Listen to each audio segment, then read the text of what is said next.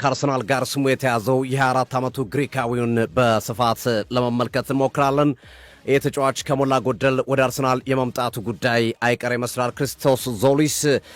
ምክንያቱም ተጫዋቹ ለረጅም ጊዜ አርሰናል ሲከታተለው እንደቆየ ነው የመረጃ ምንጮች እየጠቆሙ የሚገኙት።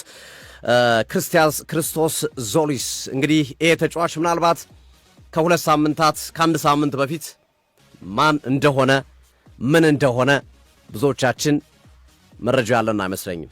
ክርስቶስ ዞሊስ የሚባል ተጫዋች ስለመኖሩ ራሱ እንኳን አይደለም ኖርማል ወይም ስፖርት ተከታታዩ ይቅርና በስፖርትን በከፍተኛ ሁኔታ የሚዘግቡ ጋዜጠኞች ጭምር ወይም በዓለም አቀፍ ደረጃ በሀገራችን ውስጥ ይቅርና በዓለም አቀፍ ደረጃ የሚዘግቡ እንኳን ክርስቶስ ዞሊስ ላይ እንዲህ አይነት መረጃ አልነበራቸውም። ወይም ተጫዋቹን ብዙዎቹ ያውቁታል ለማለት እቸገራለሁ። ምክንያቱም አንደኛ ከሚጫወትበት ሊግ አንጻር የሚጫወትበት ሊግ ተጋላጭ አይደለም፣ ለዓለም ሕዝብ የሚታይ አይደለም። እንደ እንግሊዝ ፕሪሚየር ሊግ፣ እንደ ስፔን ላ ሊጋ፣ እንደ ፈረንሳይ ሊግ ዋን፣ እንደ ጣሊያን ሴሪኤ ወይም እንደ ሌሎቹ ሊጎች ለማየት አመቺ አይደለም። ያ የፈጠረው ነገር ነው፣ ሌላ ነገር አይደለም። በዛ ምክንያት የተፈጠረው ሁኔታ ወይም ሊጉ የሚጫወትበት ሊግ ተጋላጭ አለመሆኑ ለዓለም መገናኛ ብዙሃኖች እሱ የፈጠረው ክፍተት ይመስለኛል። ተጫዋቹ እንዳናየው ተጫዋቹ እንዳናውቀው ያደረገን በጣም የሚገርም ተጫዋች ነው። በነገራችን ላይ አድማጮቻችን በጣም ቪዲዮን ያላያችሁ ብታዩት ደስ ይለኛል። ክርስቶስ ዞሊስ ብላችሁ ሰርች አድርጋችሁ ተመልከቱት፣ ትገረማላችሁ። የሚያስቆጥራቸው ጎሎች፣ ድሪብሎቹ፣ ኳስ ኬሪ አድርጎ የሚሄድበት የአሲስቶቹ ጥራት በጣም የሚገርም አስደናቂ ተጫዋች ነው ክርስቶስ ዞሊስ። እኔ እስካሁን እንዴት በርካታ ክለቦች አልተረባረቡበትም፣ እንዴት እስካሁን በርካታ ክለቦች ይህንን ተጫዋች አይናቸው ውስጥ አላስገቡትም የሚለው ግራ ገብቶኛል። ለምን በዚህ ልክ ተጫዋቹን አልተመለከቱትም? ተውት እሺ፣ እነ አርሰናል፣ ማንቸስተር ዩናይትድ፣ እነ ፓሪስ ሰን ጀርመን፣ እነ ሪያል ማድሪድ፣ እነ ባርሴሎና ሃይ ሌቭል ክለቦች ናቸው ወይም ስታንዳርዳቸው ከፍ ያለ ነው። ግን ቢያንስ መካከለኛ ላይ ያሉት እንደነ አስቶን ቪላ እንደነ አትሌቲኮ ማድሪድ ያሉ ክለቦች ይህንን ተጫዋች እንዴት አልተመለከቱትም? እንዴት አላዩትም? እንዴት ራዳራቸው ውስጥ አላስገቡትም የሚለው በጣም ገርሞኛል። ሆነን ለመናገር ክርስቶስ ዞሊስ ማለት ነው ፐርፎርማንሱ የዘንድሮ የውድድር ዓመት ብቻ ቢሆን ልክ ነው፣ ዘንድሮ ነው ሰው የዘንድሮ የውድድር ዓመት ነው። በአንድ ዓመት ተጫዋችን መገመት ከባድ ነው። ለምሳሌ ባለፈው ስናነሳ ነበረ ኢሊዮት አንደርሰን በኖቲንግሃም ፎረስት ዘንድሮ ነው አቋምን ያሳየው። አንድ ዓመት አቋምን አሳየ ብለህ 120 ሚሊዮን ፓውንድ መክፈል ሪስክ ሊኖረው ይችላል የሚል ሐሳቦችን ስናነሳ ነበረ። ተጫዋቹ ወደ ማንቸስተር ሲቲ ለማምራት ጫፍ ላይ ደርሷል በነገራችን ላይ እና የአንድ ዓመት ቢሆን ኦኬ፣ ቀጣዩን ዓመት እየጠበቁ ነው፣ ቀጣይ ጊዜ የተጫዋቹን ሁኔታ ለማየት እያዩ ነው የሚል ሐሳብ ልታነሱ ትችላላችሁ። ባለፉት 2 ዓመታት የነበረው የተጫዋቹ ቁጥር በጣም አስገራሚ ነው፣ በጣም አስገራሚ ነው። ክርስቶስ ዞሊስ እንደጠቀስኩላችሁ ግሪካዊ ነው፣ 24 ዓመቱ ነው። በመጀመሪያ የተጫዋቹ ከየት ተነስቶ የደረሰ የሚለውን መነሻ እናድርገው። የተጫዋቹ የልጅነት የመጫወቻ ጊዜ ወይም በታዳጊነቱ የተጫወተበት ከዛም አልፎ ወደ አዋቂነት እየመጣ በነበረበት ሰዓት ለግሪኩ ፓኦክ እግር ኳስ ክለብ ነው የተጫወተው። ክርስቶስ ዞሊስ ከግሪኩ ፓኦክ ክለብ የእንግሊዙ ኖሪች ሲቲ እግር ኳስ ክለብ አምጥቶት ነበረ። በሻምፒዮንሺፑ የሚጫወተው ኖሪች 8.8 ሚሊዮን ፓውንድ ለተጫዋቹ ዝውውር በመክፈል ከዓመታት በፊት ክርስቶስ ዞሊስን ወደ እንግሊዝ ሊግ አምጥቶት ነበረ። ነገር ግን በኖሪች ሲቲ በተጠበቀው ልክ ተጫዋቹ መንቀሳቀስ አልቻለም፣ ወይም በተጠበቀው ልክ የተጫዋቹ እንቅስቃሴ መሆን አልቻለም፣ ጥሩ መሆን አልቻለም። ለዛ ነው ከኖሪች ሲቲ በኋላ በተለያዩ ክለቦች ሲንከራተት የቆየው። በፓኦክ ከ2019 እስከ 2021 በቆየባቸው ጊዜያቶች በ42 ጨዋታ 7 ጎሎችን አስቆጥሯል ክርስቶስ ዞሊስ። ያንን ተመልክተው ነው በወቅቱ ተጫዋቹ 18 ዓመቱ ከመሆኑ ጋር ተያይዘው በዛ ዕድሜ ያሳየው አስደናቂ እንቅስቃሴ ግሩም ስለነበረ ኖርዊች ሲቲዎች አመጡት። ግን በኖርዊች የተሳካ ጊዜ አልነበረውም። ከ2021 እስከ 2024 ለ3 ዓመታት በቆየባቸው ጊዜያቶች በ27 ጨዋታ አንድ ጎል ብቻ ነው ያስቆጠረው። ያ ያበሳጫቸው ወይም ያልተመቻቸው ኖርዊች ሲቲዎች ተጫዋቹን 2 ጊዜ በውሰት ሸኝተውታል። አንዱ ለኤፍሲ ትዌንቴ እግር ኳስ ክለብ ለሆላንዱ ክለብ 1 ዓመት አሳልፏል። በ10 ጨዋታ 1 ጎል አስቆጥሯል። ከዛ በኋላ የሄደበት የውሰት ቆይታ ግን ለክርስቶስ ዞሊስ በጣም አስደናቂ ነበረ። ሁለተኛው የውሰት ቆይታው በጀርመን ቡንደስሊጋ በታችኛው ዲቪዚዮን ለፎርቹና ዲሶልድሮፍ ነበር የተጫወተው 2023-24 የውድድር ዓመትን። ይሄ ተጫዋቹን እንደገና የእግር ኳስ ሕይወቱን እንዲያንሰራራ ያደረገበት ቆይታው ነበር የፎርቹና ዲሶልድሮፍ ቆይታው። በ30 ጨዋታ 22 ጎሎች ብቻ ነው 22 ጎሎች ማስቆጠር ቻለ ክርስቶስ ዞሊስ። 22 ጎሎች ማስቆጠር ቻለ።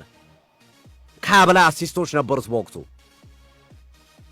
ይሄ ቁጥር ይሄ እንቅስቃሴ ተጫዋቹን በቤልጂየሙ ኃያል ክለብ ብሩዥ አይን ውስጥ እንዲገባ አደረገው። በነገራችን ላይ በቤልጂየም ክለብ ብሩዥ ኃያል ክለብ ነው።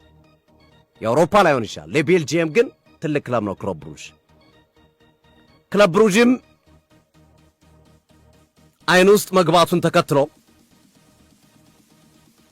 ለተጫዋቹ 6 ሚሊዮን ዩሮ በመክፈል ከፎርቹና ዲሶልድሮፍ ወደ ቤልጂየሙ ክለብ ብሩዥ ማምጣት ቻሉ ማለት ነው ይህንን ተጫዋች። ከዚህ ውስጥ ኖርዊች ሲቲ 3.5 ሚሊዮን ዩሮን ተቀብሏል አግኝቷል። ከስሮበታል በልጁ ዝውውር ኖርዊች ሲቲ እና ክለብ ብሩዦች ባስፈረሙበት ሰዓት ላይ ተጫዋቹን ደሞዝን በጥፍ ጨምሮለታል።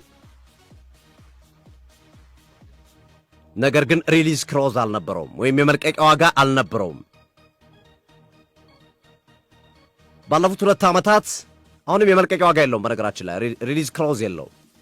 ሪሊዝ ክሎዝ እንዳይኖረው የተደረገበት ምክንያት ፎርቹና ዲሶልድሮፍ ይሄ ተጫዋች በቀጣይ ዋጋ ቢያወጣና ቢሸጥ የመጠየቅ መብት እንዳይኖረው ነው ክለብ ብሩዦች ያንን ያደረጉት።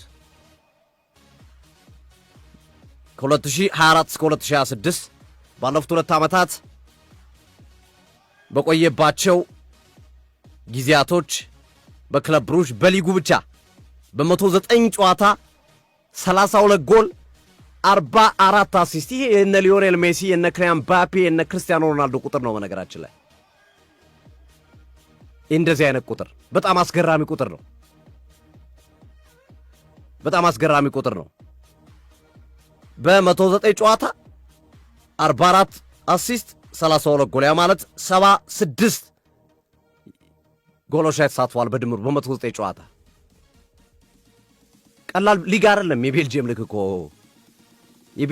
እኮ ቀላል ሊግ አይደለም። በቅርቡ እንኳን ማንቸስተር ዩናይትድ ግብ ጠባቂ ሆኖ እያገለገለ የሚገኘውን ሰላመንስን ማፍራት የቻለ ሊግ ነው። የቤልጂየምን ሊግ ልንንቀው አንችልም።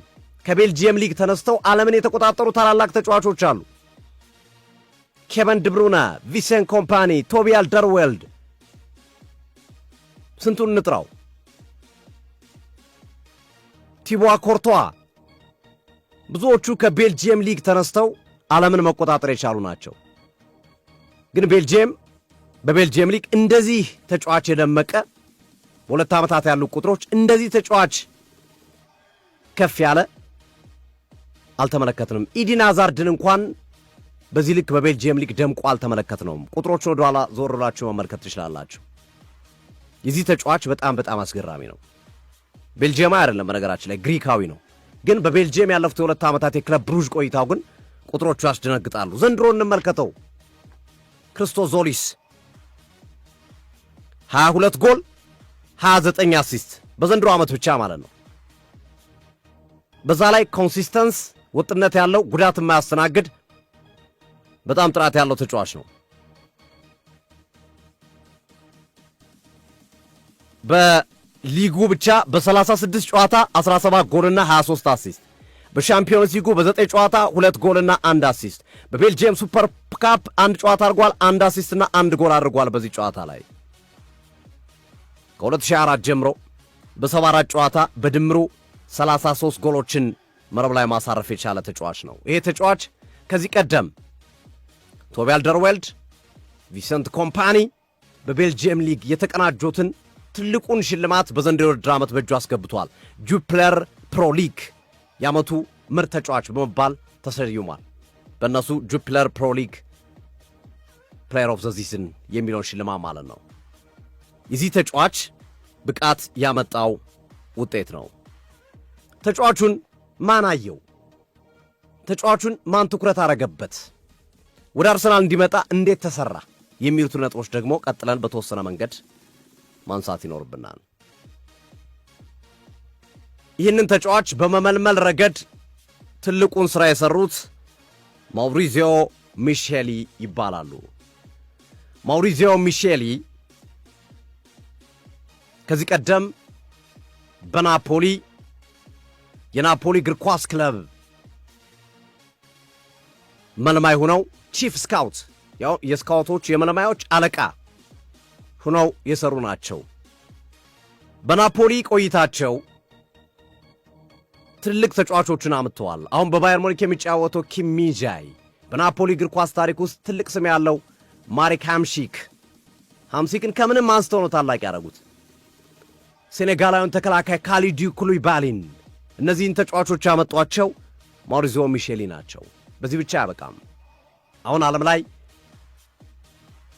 ምርጥ ብለን ከምናነሳቸው ቶፕ 5 ተጫዋቾች መካከል አንዱ የሆነውንና ማንም ሳያየው ማንም ሳያስተውለው ወደ ናፖሊ በማምጣት ታላቅ ተጫዋች ያደረጉት እኚህ ሰው ናቸው። ኪቪቻ ካቫርስኬሊያን ማውሪዚዮ ሚሼሊ ናቸው ያመጡት። ይህንን ተጫዋች ክርስቶስ ዞሊስንም ወደ አርሰናል ለማምጣት እየሰሩ ያሉት እኚህ ሰው ናቸው። ምክንያቱም አንድሪያ ቤርታ የአርሰናል ስፖርቲንግ ዳይሬክተር ሆኖ ከመጡ በኋላ እኚህ ሰው በቅርቡ የአርሰናል የስካውት የቺፍ ስካውት ኃላፊ በመሆን ወይም የመልማዮች ኃላፊ በመሆን የአርሰናልን ቡድን ተቀላቅሏል። ማውሪዚዮ ሚሼሊ የእኚህ ሰው መምጣት ኢፌክት ወይም ውጤት ነው። በናፖሊ በነበሩበት ሰዓት ለረጅም ጊዜ የተጫዋቹን ታሪክ የተጫዋቹን እንቅስቃሴ ደጋግመው ተመልክተውታል እና ዝውውሩ የዛሬ አይደለም። አርሰናል ክርስቶስ ዞሊስን ማውሪዚዮ ሚሼሊን ወደ አርሰናል እንዲመጡ ካግባባበት ጊዜ ጀምሮ ለረጅም ወራቶች ሲከታተለው ቆይተዋል። የክርስቶስ ዞሊስን ዝውውር ዘአትሌቲክ ታማኙ የመረጃ ምንጭ ሰሞኑን በግልጽ እንዳስቀመጠው ዞሊስ ወደ አርሰናል የመዘዋወር ጉዳይ የጊዜ ጉዳይ ካልሆነ ያለቀ ጉዳይ ነው የሚል መረጃ ነው የሰጠው። ብዙ ነገሮች ተጠናቀዋል። ብዙ ሂደቶች ተሂደዋል። ብዙ መንገዶች ተጉዘዋል። ከክፍያ፣ ከተጫዋች ደሞዝ፣ ከፐርሰናል ጉዳዮች ጋር በተያያዘና መሰል ነገሮች አርሰናል ውስጥ ለውስጥ አብዛኞቹን ነገሮች አጠናቋል። ለዚህ አንድ ማስረጃ ልንገራችሁ። በአውሮፓ ሻምፒዮንስ ሊግ አርሰናል ከፓሪስ ሰን ዠርመን ጋር በቡዳፔስት ሃንጋሪ በነበረው የፍጻሜ ጨዋታ ላይ ከጨዋታው በፊት ይሄ ተጫዋች ከጋዜጠኞች ጥያቄ ቀርቦለት ነበር። የቀረበለት ጥያቄ ዝውውር ጥያቄ አይደለም። የት ትሄዳለህ አይደለም የቀረበለት ጥያቄ። በአውሮፓ ሻምፒዮንስ ሊግ ማን አሸንፋል የሚል ጥያቄ ነበር የቀረበለት። ተጫዋቹም በዛን ወቅት የሰጠው ምላሽ ምርጥ ፕሮጀክት ያለው አርሰናል ነው የሚል አስተያየቱን ሰጥቷል። እና ይሄ አትሌቲክ የክርስቶስ ዞሊስን የአርሰናል ዝውውርን ጉዳይ ይዞት ከወጣ በኋላ በርካታ የመገናኛ ብዙሃኖች ይህንን ኢንተርቪውን እያነሱ ጉዳዩ ቀድሞ ያለቀ ነው። ምክንያቱም በዛ ኢንተርቪው ላይ በግልጽ ያስታውቅ ነበረ። በተደጋጋሚ የሚካኤል አርቴታን ስም እየጠራ ሲያደንቅ ነበረ። የአርሰናልን ፕሮጀክት ሲያንቆለጳጵስ ነበረ። ይሄ ዝም ብሎ የመጣ አይደለም። ከልጁ ዝውውር ጋር በተያያዘ አርሰናሎች ቀድመው መስራታቸውን የሚያሳይ ምንጭና መረጃ ነው ይላሉ። ክርስቶስ ዞሊስ ሰሞኑን በሰጠው መረጃ በአውሮፓ ሻምፒዮንስ ሊግ የሚሳተፍ ቡድን ላይ ነው የሚጫወተው በቀጣይ ዓመት ብሏል። ፓሪስ ሰን ዠርመን፣ አርሰናል እና ሌሎች ክለቦች የዚህ ተጫዋቹ ፈላጊዎች ናቸው። በዋነኝነት ያው አርሰናል ነው የዚህ ተጫዋች ከፍተኛ ፈላጊ የሆነው ክርስቶስ ዞሊስ። ለምን አርሰናል ለምን ተጫዋቹን ፈለገው? ሜጀር ነገሩ መመልከት ትችላላችሁ። የተጫዋቹ ኳሊቲ በጣም ይገርማል። 24 ዓመቱ ነው። ወደፊት ይህንን ተጫዋች በጥሩ ጥራት ማሳደግ የሚችሉ ከሆነ አርሰናሎች ተጫዋቹን የ100 ሚሊዮን ፓውንድ የ150 ሚሊዮን ፓውንድ ተጫዋች ማድረግ ይችላሉ። ከሄሊንድ አውጥቶ ሳካን ታላቅ እንዳረጉት ጋብሪኤል ማርቲኔሊን ከብራዚል አምጥተው ወደ ታላቅነት መንገድ እንደመሩት ክርስቶስ ዞሊስ ላይም ጠንካራ ሥራ ከሠሩ አርሰናሎች ይህንን ተጫዋች የዓለማችን ምርጡ ተጫዋች ማድረግ የሚችሉበት ዕድል አለ። ይህንን ታሳቢ አድርገው ነው ዝውውሩን ለማድረግ እየሰሩ ያሉት። ተጫዋቹ ዋጋው በጣም ርካሽ ነው። 34 ሚሊዮን ፓውንድ አካባቢ ወይም 40 ሚሊዮን ዩሮ አካባቢ ነው የተጫዋች። አንደኛ አርሰናል በትልቁ እያሰበ ያለው ነገር ተጫዋቹ ውጤታማ ባይሆን እንኳን አርሰናል አይከስርበትም፣ ከፍተኛ ገንዘብ አይከስርበትም። ለአንድ የመስመር አጥቂ እንደነ ብራድሊ ባርኮላ፣ ራፋኤል ሊያኦ፣ አንቶኒ ጎርደን ወይም መሰል ተጫዋቾች አይነት ተጫዋቾች አርሰናል ቢያመጣ ከ80 እስከ 100 ሚሊዮን ፓውንድ ያወጣል። መተው ውጤታማ ይሆናል። ኦፍ ኮርስ ከነበራቸው እና ከነበሩበት ሊግ ከነበሩበት ክለብ አንጻር ውጤት የማምጣት እድላቸው ሰፊ ነው። ነገር ግን እነዚህ ተጫዋቾች ባይሳካላቸውስ ከፍተኛ ገንዘብ ነው አርሰናል የሚከስረው። በክርስቶስ ዞሊስ ግን አርሰናል አይከስርም። ቢያንስ በዋጋው መሸጥ ይችላል መልሶ ከሰራበትና ውጤታማ ካረገው ደግሞ ከዋጋው ጥፍ አድርጎ ይህንን ተጫዋች ቫሉዌብል ወይም ትልቅ ዋጋ ያለው ተጫዋች ማድረግ የሚችሉበት እድል አለ። ባይሳካለትስ የወጣበት ገንዘብ ያን ያህል ስላልሆነ አርሰናልን አይጎዳም፣ አያስቆጭም። ወይኔ ለዚህ ተጫዋች የወጣው ገንዘብ ብሎ አርሰናሎች እንዲቆጩ ያደርጋቸውም። ለምሳሌ ኒኮላስ ፔፔ ወደ አርሰናል ከመጣ በኋላ ከፍተኛ ገንዘብ በመውጣቱ ምክንያት 72 ሚሊዮን ፓውንድ አካባቢ አርሰናል ሁሌ ይቆጫሉ። ሳይጠቀሙበት የባከነ ታለንት ነው፣ ተሰጥኦ ነው። እንደዚህ አይነት አጋጣሚ እንዳይፈጠር እንዲህ አይነት ዝውውሮችን ማድረግ ጠቃሚ ነው ተብሎ ይታሰባል። ብቸኛው ክርስቶስ ዞሊስ ጋር በተያዘ የሚነሳው ክፍተት ክርስቶስ ዞሊስ በቤልጅየም ሊግ መጫወቱ ብቻ ነው። በትልቆቹ 5 ሊጎች አለመጫወቱ ካልሆነ በስተቀር ክርስቶስ ዞሊስ የሚያስቆጥራቸው ጎሎች፣ የሚሰጣቸው አሲስቶች ጥራታቸው፣ የተጫዋቹ የክሎት ሌቭል በጣም አሜዚንግ ነው። በጣም የሚገርም ነው። አንቲሲፔት የሚያደርግበት ሁኔታ፣ ከኳስ ውጪ ያለው ሚና፣ በተለይ ሚካኤል አርቴታ ይህንን ይፈልጉታል። ከኳስ ውጪ ተጫዋቹ አይደክሜ ነው። 90 ደቂቃ የሚሮጥ ተጫዋች ነው ከኳስ ውጪ። የክርስቶስ ዞሊስ መምጣት በአርሰናል የሚገፋቸው ተጫዋቾች ይኖራሉ። በእኔ እምነት ሚካኤል አርቴታ በትሮሳርድና ጋብሪኤል ማርቲኔሊ እምነታቸው የተሟጠጠ ይመስለኛል። አርሰናልም ሚካኤል አርቴታም ሁለቱንም መሸጥ የሚፈልጉ ይመስላሉ። በነገራችን ላይ የክርስቶስ ዞሊስ ወደ አርሰናል መምጣት ሌሎቹ ዝውውሮች ላይ ምንም ኢፌክት የለውም። አርሰናል ሞርጋን ሮጀርስን ቢያመጣ፣ ብራድሊ ባርኮላን ቢያመጣ፣ ራፋኤል ሊያውን ቢያመጣ ከነዚህ ዝውውሮች ጋር ምንም አይነት ግንኙነት የለውም ተብሏል። የአርሰናል ክለብ ምንም ክርስቶስ ዞሊስ ተጨማሪ ነው። ወይም ክርስቶስ ዞሊስ እንደ ይሄ ለትርፍ እንደምገዛው ወይም ለንግድ እንደምትገዛው ዕቃ አይነት ማለት ነው። ያ ማለት ምንድነው? ትገዛዋለህ፣ መልሰህ ብትሸጠው ታተርፍበታለህ። ስለዚህ አርሰናል ገንዘብ ሊያጠራቅምበት ነው እንጂ ክርስቶስ ዞሊስ ላይ ክርስቶስ ዞሊስን አምጥቶ በቀጥታ አሁን ላለው ቡድን በከፍተኛ ሁኔታ ግልጋሎት ይሰጥልኛል ወይም አርሰናልን ወደ ሌላ ሌብል ያሳድግልኛል በሚል እሳቤ ብቻ አይደለም። ሁለት ነገሮች አሉት እዚህ ላይ። አንድ ተጫዋቹ መጥቶ ይጠቅመኛል።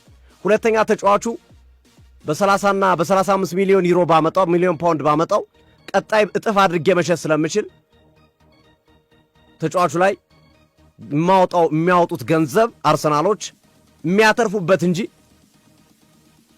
ኢንቨስት አድርገው ሃርቨስት የሚያደርጉበት እንጂ የሚያወጡት ገንዘብ የሚጎዳ አይደለም ነው። ስለዚህ ይለያያል። ከነ ሞርጋን ሮጀርስ፣ ከነ ብራድሊ ባርኮላ፣ ከነ ራፋኤል ሊያኦ፣ ምናልባት ከነ ቪኒሲየስ ጁኒየር ዝውውር የተለየ ነው ይሄ ዝውውር። እነዛኞቹ የሚመጡት በቀጥታ ቡድኑ ላይ ኢምፓክት ለመፍጠር ከፍተኛ ገንዘብ ይወጣባቸዋል። መጥቶ ተጽዕኖ መፍጠር ነው ዓላማቸው። ውጤት ማስመዝገብ ነው፣ ዋንጫ ማምጣት ነው ስራቸው።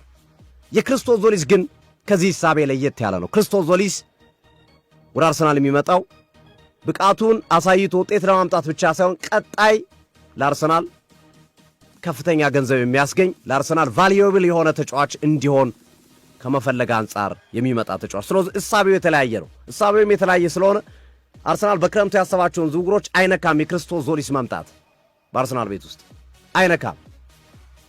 ለዛ ነው ቅድም ያነሳሁት። ሚካኤል አርቴታ ክርስቶስ ዞሊስን አምጥተው ሌላም የመስመር አጥቂ ተጫዋች የሚያመጡ እንደሆነ እሙን ነው። ያ ማለት ጋብሪኤል ማርቲኔሊና ትሮሳርድ ምን ይሰራሉ? እንደዛ ከሆነ እዚህ ቡድን ውስጥ ግልጽ ነው። ሁለቱንም አርሰናል የመሸጥ እድል አለው። እንደሚታወቀው ሊያንድሮ ትሮሳርድ ስሙ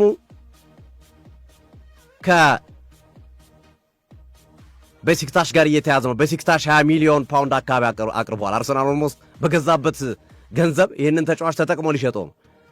ከብራይተን ሲያመጣው ከዚህ ከፍ ያለ ገንዘብ አላወጣበትም። ብዙም ከ20 ሚሊዮን ፓውንድ የዘለቀ ገንዘብ አላወጣበትም አርሰናል ለሊያንድሮ ትሮሳርድ። ስለዚህ በገዛበት ቢያንስ ሊሸጠው ነው። ይሄ ማለት ትልቅ ትርፍ ነው አርሰናል። በነገራችን ላይ ጋብሪኤል ማርቲኔሊ ከ50 እስከ 60 ሚሊዮን ፓውንድ ለአረብ ክለቦች በተለይ ለሳውዲ ክለቦች ካልሆነም እንደነ ባየር ሙኒክ አይነት ክለቦች ተጫዋቹን ለመውሰድ እያሰፈሰፉ ይገኛሉ።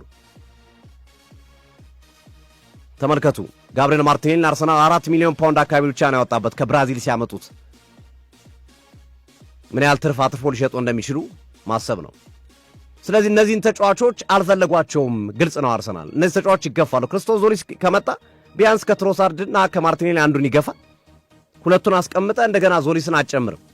ሶስተኛ የመስመር አጥቂ፣ የግራ መስመር አጥቂ እንደገና እነ ብራድሊ ባርኮላ እንደነ ራፋኤል ሊያኦ ከተሳካ እንደ ቪኒሲየስ ጁኒየር አይነት ተጫዋችን የማምጣት እቅድ አለው አርሰናል ግራ መስመሩን ለማጠናከር።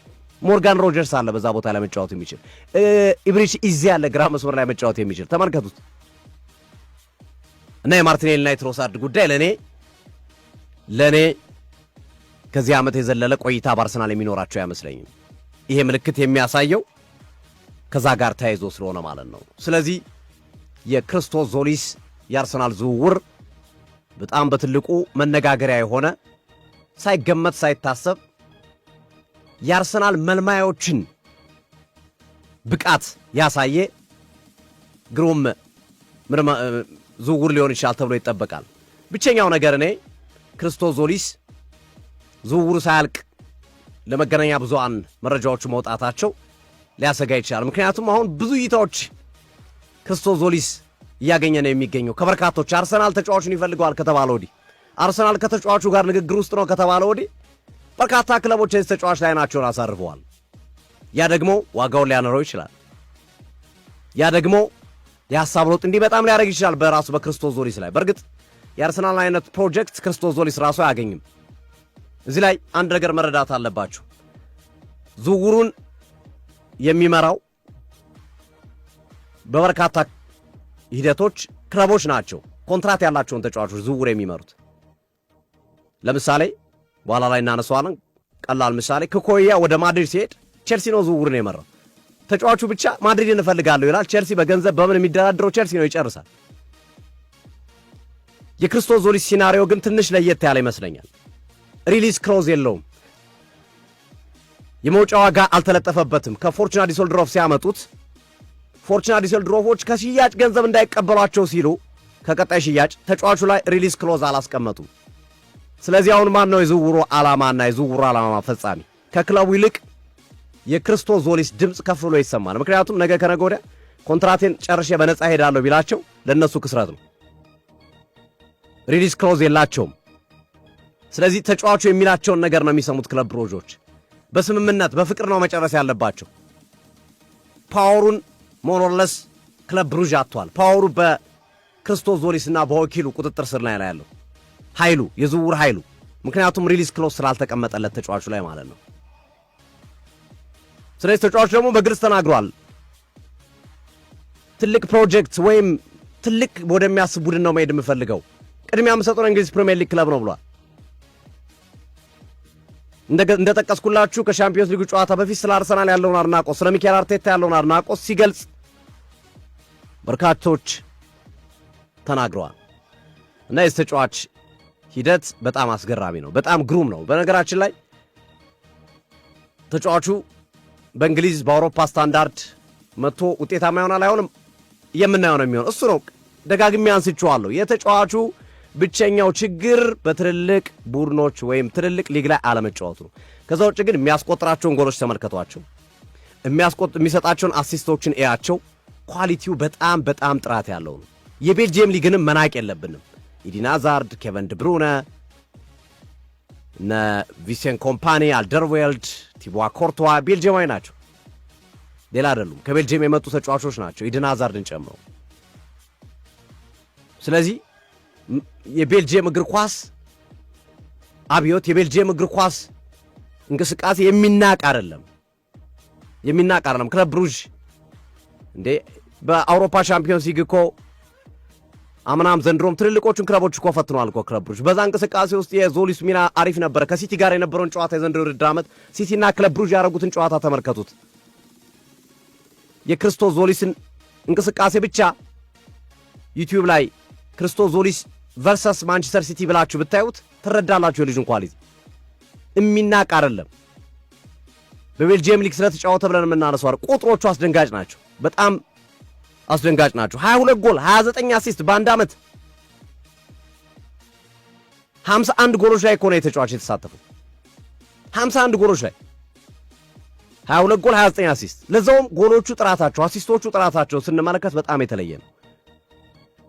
ተጫዋቹ እኔ በእኔ እምነት አውሮፓ ላይ በደንብ የሚሳካለት ተጫዋች ነው። ጉዳትና መሰል ነገሮች ካልገጠሙት ደግሞ በአብዛኛው የእግር ኳስ ሕይወቱ ከጉዳት ነፃ ሆኖ ያሳለፈ ተጫዋች ነው። ኢንጁሪ ብዙ የሚያጠቃው አይነት ተጫዋች አይደለም። ተክለ ሰውነቱ አጠር ያለ ነው። ሜትር ከ79 የሚረዝም ነው። በእይታ ስናየው ተጫዋቹ የተክለ ሰውነቱ የግዙፍ የምንለው ተጫዋች አይደለም፣ ግን ደቃቃም አይደለም። ጠንካራ ነው። በነገራችን ላይ ተጫዋቹ ፊዚካል አፒራንሱ በጣም ጠንካራ ነው። ተጫዋች ኳስ የሚነጥቅበት ፈልቅቆ የሚወስድበት ከተጫዋቾች የሚሸፍንበት ሂደቶች ስትመለከቱ በጣም ግሩም ነው። እንግዲህ አርሰናል የዚህን ተጫዋች ዝውውር የመጨረሻ እድሉ በጣም ሰፊ ነው። እንግዲህ ቀድሞ ወሬው ተወርቶ ብዙ ጊዜ አርሰናል ቀድሞ ወሬ ሲወራ ዝውውሮቹ ላይ ችግር ይፈጠሩበታል። እነሱ የሚፈጥሩት ኢፌክቶች ካልሆኑ ቀድሞ ወሬው መወራቱ ካልሆነ በስተቀረ ተጫዋቹ ወደ አርሰናል የመዘዋወር እድሉ በጣም በጣም በጣም ሰፊ መሆኑን በዚህ አጋጣሚ ለመግለጽ እንወዳለን። አይ ቲንክ ስለ ክርስቶስ ዞሊስ ሰፊ ሐሳብ ወይም ሰፊ መረጃ ያገኛችሁ ይመስለኛል። ከእድገቱ፣ ከተጫወተባቸው ክለቦች፣ ከብቃቱ ሊመጡ የሚችሉ ችግሮች፣ የልጁ ፖዚቲቭ ነገር፣ ኔጌቲቭ ነገርና መሰል ነገሮችን ግልጽ የሆነ ነገር የያዛችሁ ይመስለኛል። ክርስቶስ ዞሊስ የአርሰናል እንግዲህ በቀጣይ በርካታ ተጫዋቾችን ይለቃል። እንደ ጋብሪኤል ጄሱስ፣ ጋብሪኤል ማርቲኔሊ፣ ሊያንድሮ ትሮሳርድ፣ ክሪስቲያን ኖርጋርድ የመሳሰሉ ተጫዋቾች የመለቀቅ ዕድላቸው ሰፊ ነው። የቤንጃሚን ዋይትን ሐሳብ አርሰናል የቀየረ ይመስላል። ምክንያቱም ገበያው ላይ ከቤን ዋይት የተሳለ ተጫዋች ያለ አይመስልም። ቲኖ ሊቭራሜንቶም ልክ እንደ ቤንጃሚን ዋይት ጉዳት የሚያጠቃው ተጫዋች ነው። እንደነ ፍሬሴንድ አይነት ተጫዋች ደግሞ ገና ሊጉን የማያውቁ ናቸው። ቤን ዋይት ጋር መቀጠል መጣበቅ ለአርሰናል የተሻለ ነው። የቲምበር ምክትል አድርገው ወይም ከቲምበር ጋር እየቀያየሩ ለመጠቀም። ስለዚህ የቀይ መስመር ተከላካይ የማምጣት እቅዱን አርሰናል ሊሰርዘው ይችላል። አንድ ሚድፊልደር፣ አንድ ወይም ሁለት የመስመር አጥቂ፣ አንድ ደግሞ አጥቂውን የሚደግፍ ተጫዋች እንደ ሞርጋን ሮጀርስ አይነት ተጫዋች ግን አርሰናል ያዘዋውራል። እስከ 4 ተጫዋቾች ድረስ በክረምት የዝውውር መስኮት በተለይ የአጥቂ መስመሩን የሚያጠናክር የአጥቂ መስመሩን ከፍ የሚያደርግ ዝውውሮች የሚፈጽምበት እድል ሰፊ ይመስላል።